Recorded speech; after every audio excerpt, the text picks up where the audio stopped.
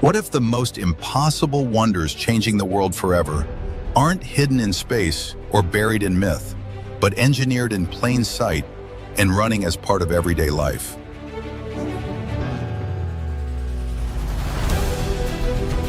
The first surprise rises in London with the O2, built inside the former Millennium Dome, a roof 365 meters wide, designed on a scale that feels more like a district than a building.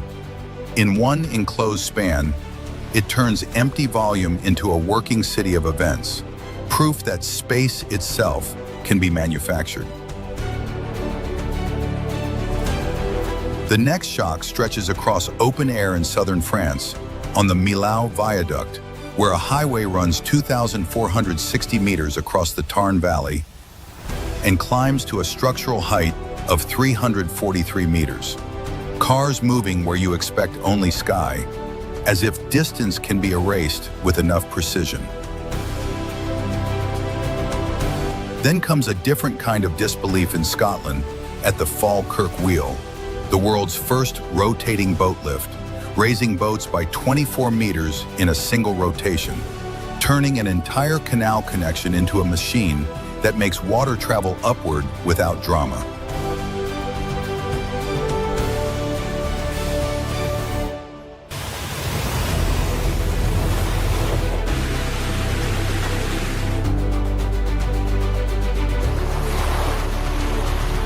So how do engineers design and build projects like this, when load, wind, fatigue, and safety leave no room for trial and error?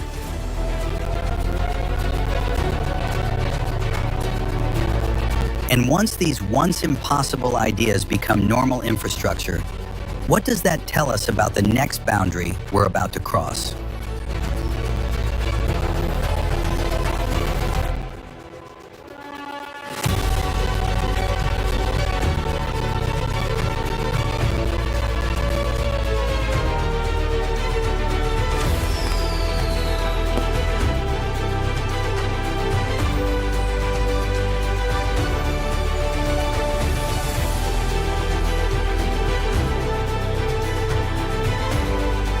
Stay with us, because we're about to step inside the decisions, the scale, and the engineering logic behind the mega projects that are quietly reshaping how the planet works.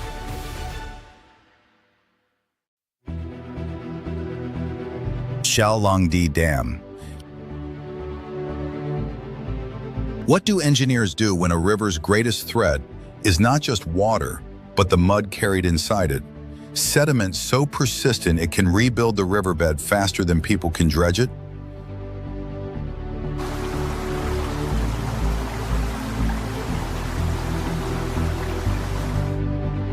On China's Yellow River, Xiaolongdi Dam in Henan Province was built as a major control hub where flood management and sediment control have to be treated as the same problem.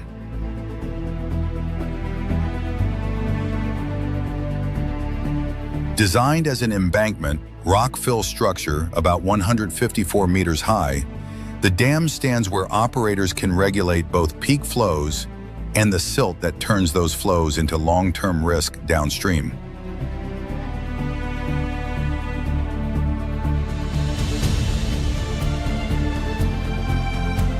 It also functions as an energy asset, driving hydropower units totaling roughly 1,836 megawatts.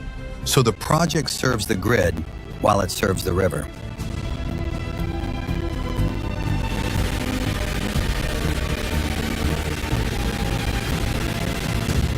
The engineering challenge is that sediment does not behave like a simple contaminant.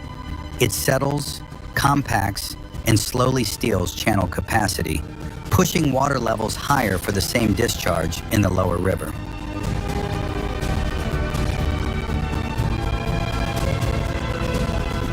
To counter that, the dam's low-level outlets and control works are used not only to pass water, but to move sediment with it, turning release events into a tool rather than an emergency.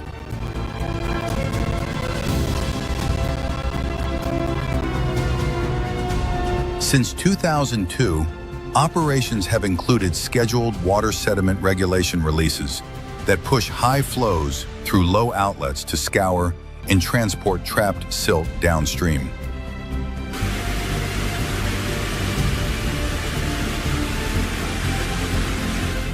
That approach reframes the Yellow River's reputation for heaviness and instability into something closer to a managed cycle, protecting flood safety and preserving the river's working capacity where millions depend on predictable water levels.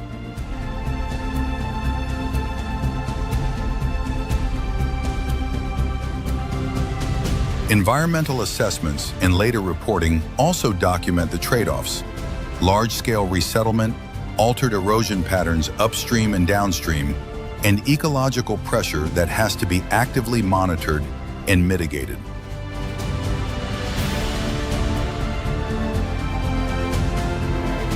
Xiaolongdi Dam is ultimately a mega-project achievement, not because it stops the Yellow River, but because it gives the river's most difficult ingredient, sediment, a controlled pathway, reducing flood risk while delivering reliable power.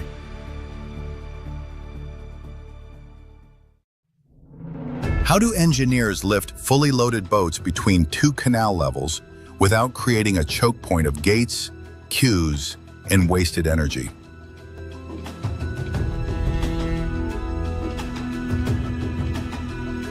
Near Falkirk in Scotland, the Falkirk Wheel was opened in 2002 to restore the missing link between the Forth and Clyde Canal and the Union Canal, turning a broken route back into a working system.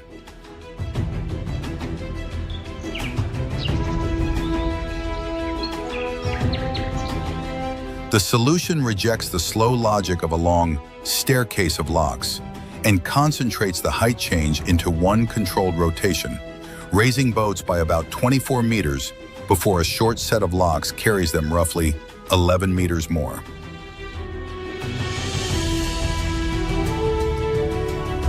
That apparent impossibility becomes manageable because the machine is designed around balance, not brute force.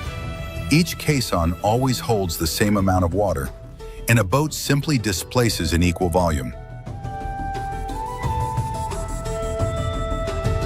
With the loads matched, the wheel does not need to overpower weight. It mainly overcomes friction and guides motion with precision, which is why the lift can move with a calm, measured pace.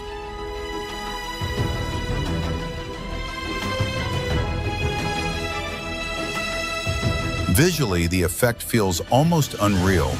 Two massive water-filled basins rise like a slow Ferris wheel, while the canal surface stays remarkably still, with barely a ripple to reveal what is happening.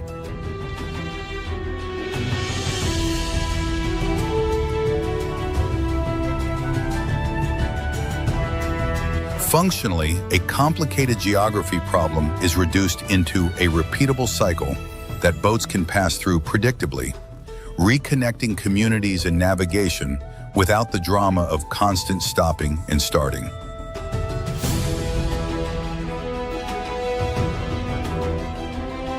The Falkirk Wheel stands as a rare piece of infrastructure where geometry, water physics, and careful control turn a difficult elevation gap into an efficient, everyday passage.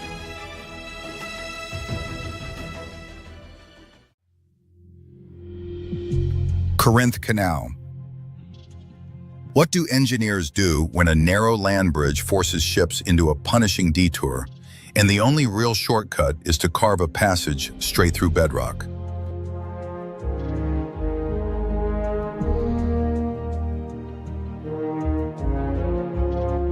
A razor-straight incision in pale limestone lets seawater run where solid ground once dictated the route, making the map feel suddenly negotiable.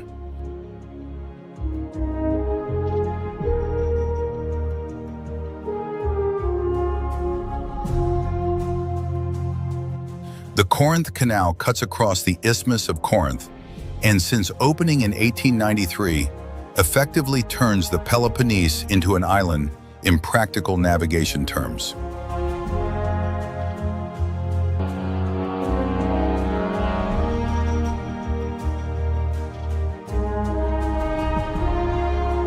Its core achievement is simple and strategic. It links the Aegean-facing side to the Ionian-facing side, reducing the need for long, roundabout passages and saving time, fuel, and exposure for suitable traffic.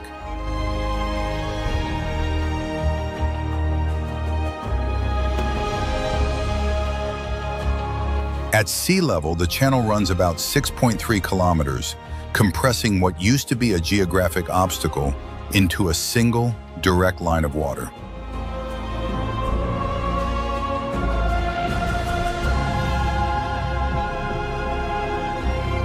But that same decisiveness comes with a hard limit, because the surface width is only around 24.6 meters, a constraint that rules out most modern cargo ships by sheer geometry.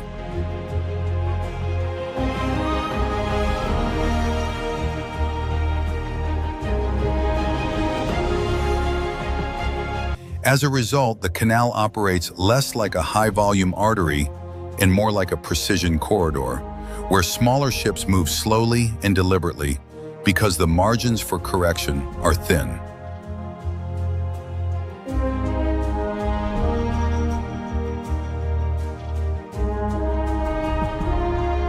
Those margins feel even tighter against the near-vertical limestone walls, which rise like a man-made canyon and leave little room for error once a vessel commits to the trench.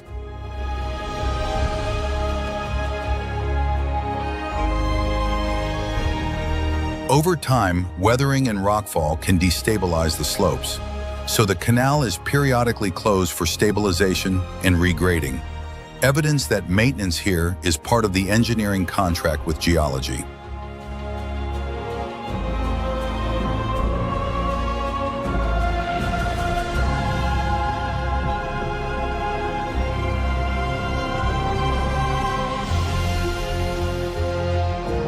Even with its limitations, the Corinth Canal remains a mega-project milestone that permanently altered regional routing, delivered a real operational shortcut for the vessels it can accommodate, and proved that cutting the map can still pay dividends when the design matches the scale.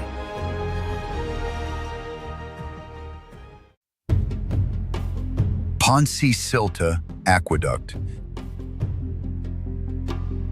How do engineers carry a working canal across a deep river valley without losing water level, speed, or stability, especially when the structure itself must stay light enough to survive?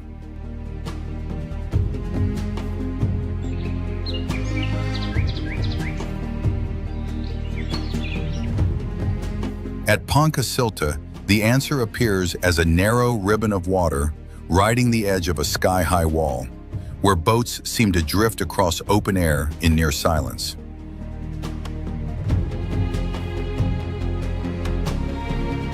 The aqueduct carries the Llangollen Canal over the River Dee Valley in Wales, turning what would have been a long, ground-hugging detour into a straight, elevated crossing.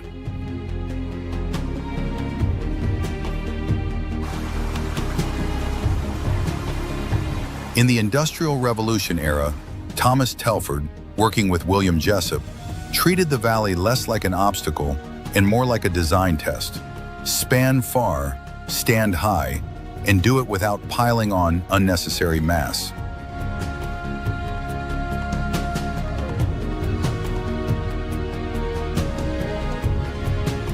That is why the channel is not a heavy stone trench, but a cast iron trough supported by hollow masonry piers, a combination that trims weight while keeping stiffness where it matters.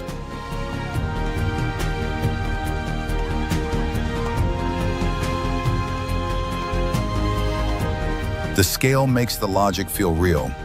It runs about 307 meters and stands roughly 38 meters above the river, and the experience is sharpened by a towpath on one side, while the water edge remains open by design.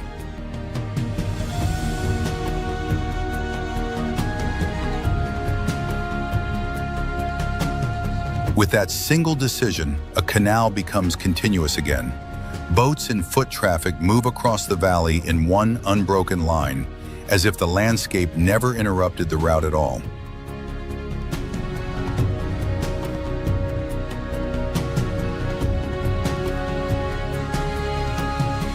Still in use today and recognized in 2009 as part of the Ponkasilti Aqueduct and Canal World Heritage Inscription, it remains a mega project achievement of its time. Lighter structure, longer reach, and infrastructure that made movement, industrial and human, reliably possible.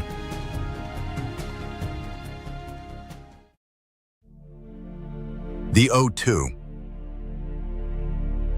How do engineers span a district-sized roof over the Thames and still make it feel light, and then keep the structure useful after its original purpose collapses into controversy?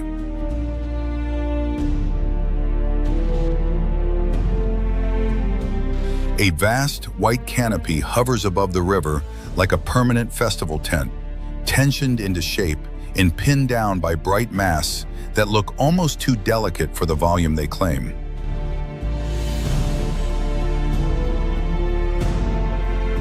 Built as the Millennium Dome for a one-year national exhibition, the project quickly became politically and financially contentious, and the shell was later repurposed as the outer skin of the O2 Entertainment District.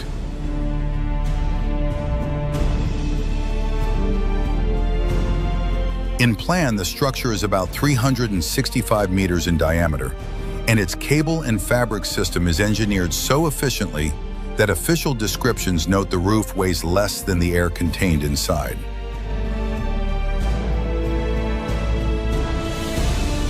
That engineered envelope makes the real conversion possible.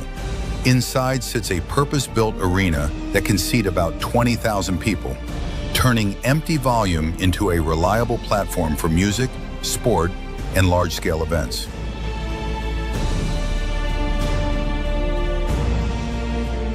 Even an icon has operational limits, and the fabric roof has proven vulnerable to extreme wind. Storm Eunice shredded multiple roof panels and forced a shutdown, a reminder that lightweight systems demand serious inspection and repair discipline.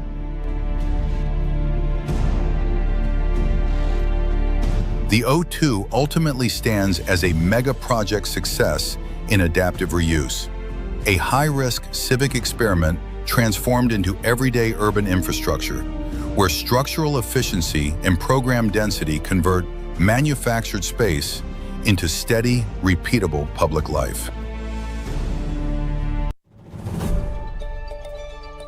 Palm Jumeirah.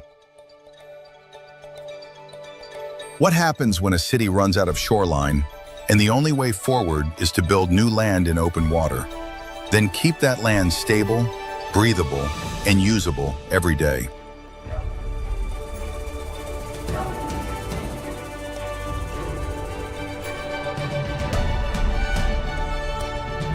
From above, the coastline blooms into a palm, and the golden resort at the crown becomes a landmark that makes the geometry feel real at human scale.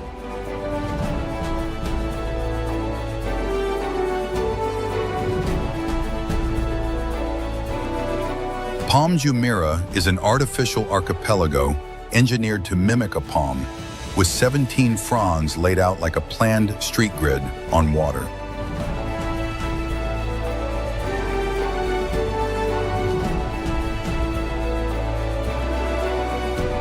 The first fight is with wave energy and erosion, which is why the project is wrapped by a crescent breakwater extending about 11 kilometers, a protective arm that keeps the inner waters from being torn apart by the Gulf.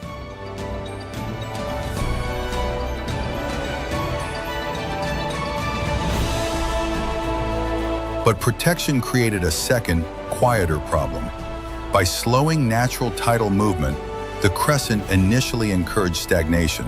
So the breakwater was modified with openings and circulation was tuned to keep the lagoons from turning sour.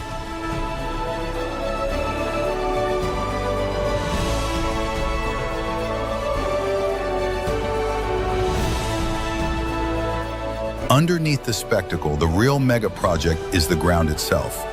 Dredged material placed to tight tolerances, then densified with ground improvement methods so sand behaves like a buildable base instead of a drifting pile.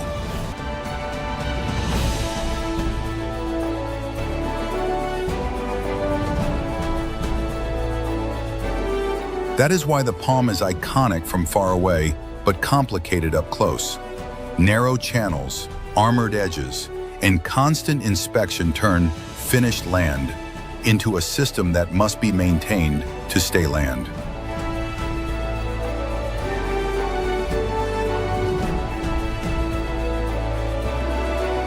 Daily life only works if movement keeps pace with engineering, which is why the spine is tied back to the mainland by fixed links, including a tunnel connection and a 5.4-kilometer monorail that runs toward the resort crown.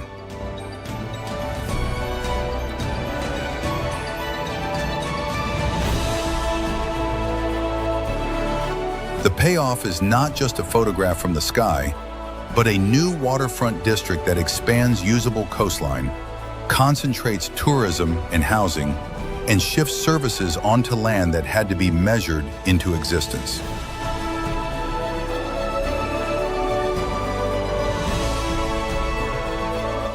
Palm Jumeirah ultimately stands as a mega-project lesson in coastal realism. Building the shape is only the beginning, and the true achievement is sustaining stability, circulation, and access in a place the sea never stops trying to revise.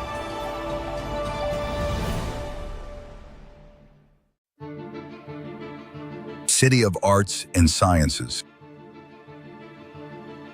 How does a city build a cultural mega-project that looks like the future in daylight, then keep that future-looking skin from becoming a long-term maintenance and budget crisis?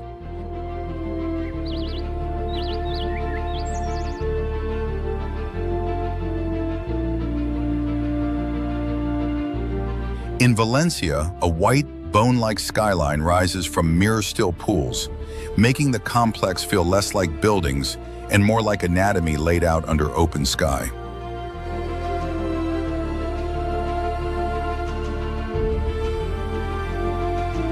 The City of Arts and Sciences was created on the former Turia riverbed, designed by Santiago Calatrava, with Felix Candela shaping the oceanarium's distinctive thin shell forms.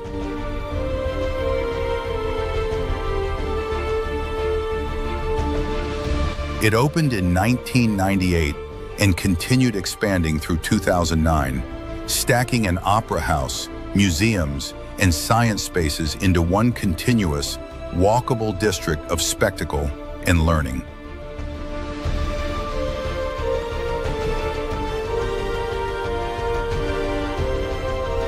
At the center of its public gravity sits L'Oceanographic, widely promoted as Europe's largest aquarium, where architecture and marine engineering merge into a controlled ecosystem built for mass visitation.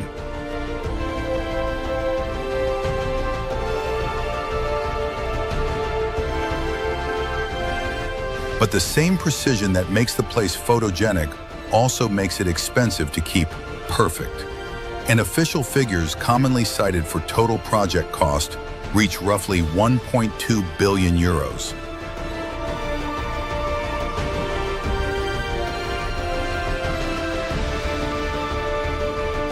Major coverage and official actions have also tracked the downside in plain terms. Facade and cladding failures, such as pieces coming loose on the Opera House, triggered repairs and legal disputes that became part of the project's public narrative.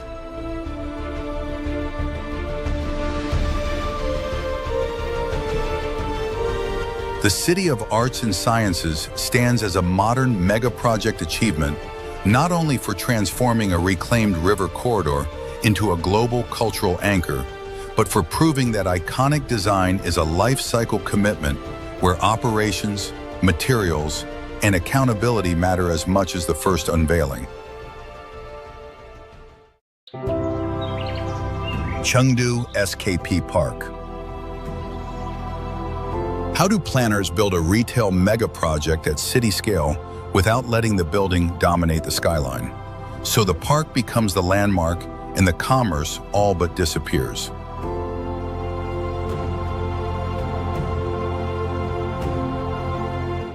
At Chengdu SKP Park, the surface reads as an urban garden first, with lawns, terraces, and fountains leading the eye, while the real city of shops sits out of sight below.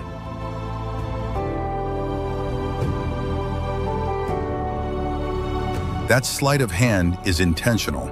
The complex was designed by Sybarite with landscape leadership by field operations to blur the boundary between civic park and luxury retail into one continuous experience.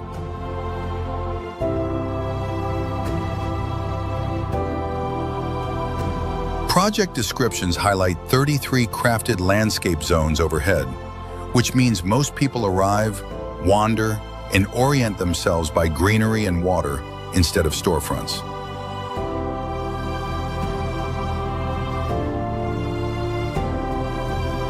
Those water features do more than look good.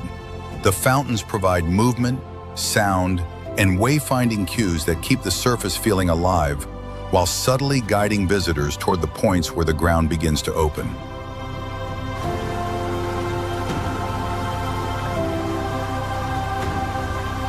Following that cue, the park's edges start to behave like a cut in the terrain, and the descent feels like entering a canyon because the retail and hospitality program runs down through 5 levels below grade rather than rising up into the skyline. The whole system was unveiled in December 2022, and the core trick is as disciplined as it is theatrical. The building is hidden so the public realm stays visually dominant.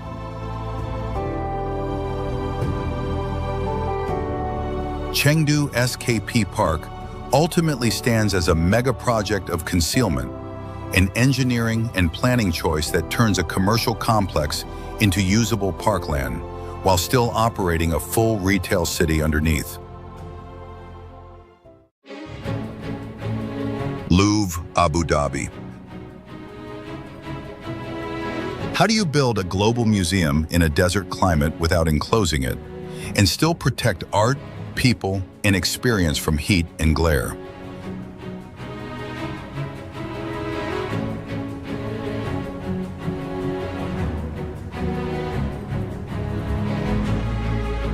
On Saadiyat Island, the Louvre Abu Dhabi answers that question by spreading itself low and wide beneath a vast dome, treating shade as architecture rather than an afterthought.